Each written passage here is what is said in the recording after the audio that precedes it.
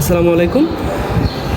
আপনারা দেখতে পাচ্ছেন এটা একটি বোনসের নামটা হচ্ছে স্কাল। তো স্কালের এই যে খুলে আসে যেটা, এটাকে বলা হয় ভল্ট। এই সামনের অংশটাকে বলা হয় ফ্রন্টাল বোনস। পেছনের একটা হচ্ছে অক্সিপিটাল বোনস, দুই সাইডে টেম্পোরাল বোনস এবং মাঝখানে প্যারাইটাল বোনস। সেখানে টেম্পোরাল বোনস।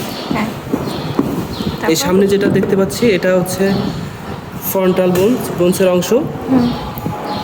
এবং এটা যদি আলাদাভাবে আমরা বলতে যাই তাহলে এই সম্পূর্ণটাকে বলা হয় ফেশিয়াল বোনের ভিতরে এই দুই সাইডে যেটা, এটাকে বলা হয় ম্যাক্সিলা। এই যে ক্যাভিটি দেখতে পাচ্ছি এটাকে বলা হয় অরবিটাল ক্যাভিটি। এটাকে বলা হয় নেজাল বোন। এই নেজাল বোনের মাঝখান যে ফাঁকা জায়গা, এটাকে বলা হয় নেজাল ক্যাভিটি। এই নেজাল ক্যাভিটির মাঝখান বরাবর একটা বোনস দেখতে পাচ্ছি, এটাকে বলা হচ্ছে নেজাল সেপ্টাম। এই নেজাল সেপ্টামটা দুই পাশে, নাকের দুই পাশের দুই ছিদ্রটাকে আলাদা করে এই যে এক সাইডের হিসাব করলে এটাকে বলা হয় নেজাল কঙ্কা। এখানে দুইটা কঙ্কা আছে, নেজাল কঙ্কা।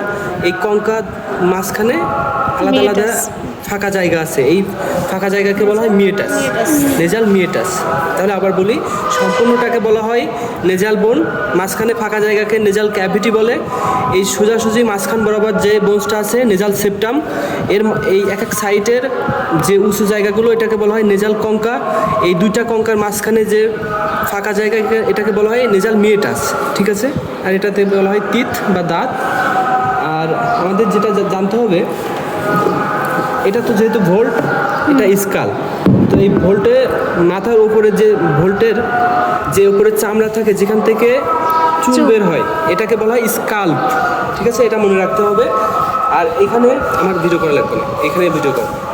আর এখানে এটাকে বলা হয় সূচার। এই যে আঁকা বাঁকা দাগ দেওয়া দেখতে পাচ্ছ, এটা সূচার। মোট আমাদের এই সামনেরটাকে বলা হয় করোনাল সূচার। এই সোজাসুজি যেটা আছে এটাকে বলা হয় স্যাজাইটাল সূচার। এবং পিছনের দিকে দুই দিকে যেটা যায় এটা বলা হয় ল্যামরয়েড সূচার। আবার বলি, এটা হচ্ছে করোনাল সূচার, এটা স্যাজাইটাল সূচার, এটা বলা হয় ল্যামরয়েড সূচার। এবং সাইডে আরও একটা সূচার আছে।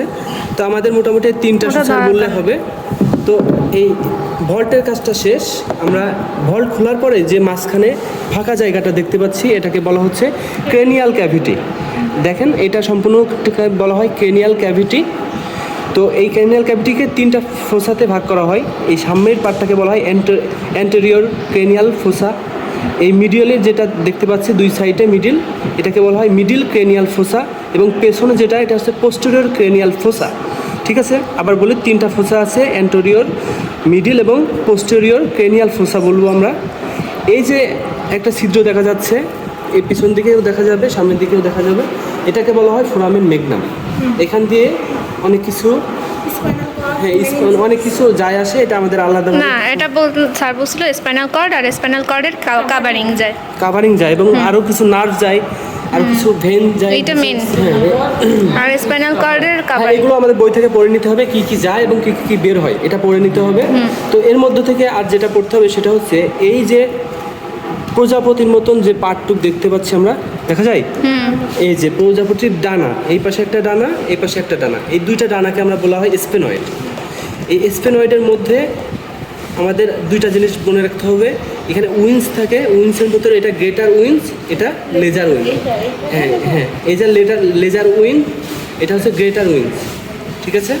তো এইটুকু পড়তে হবে, মোটামুটি এগুলো পড়লে হবে। জিজ্ঞেস করবে এবং এখানে আরেকটা ব্যাপার আছে, এই যে বোনসের মাঝখানে কেটে দিছো না, বোনসের মাঝখানে এটাকে বলা হয় কি? Diploid space. এই যে বোনসের মাঝখানে যে ফাঁকা জায়গা, এই এটা আর কি ভিতরে একটু ফাঁপা থাকে, এটাকে বলা হয় ডিপ্লয়েড স্পেস। তো সম্পূর্ণটাকে বলা হয় স্কাল। এই হলো ব্যাপার। জিজ্ঞেস করবো হচ্ছে কি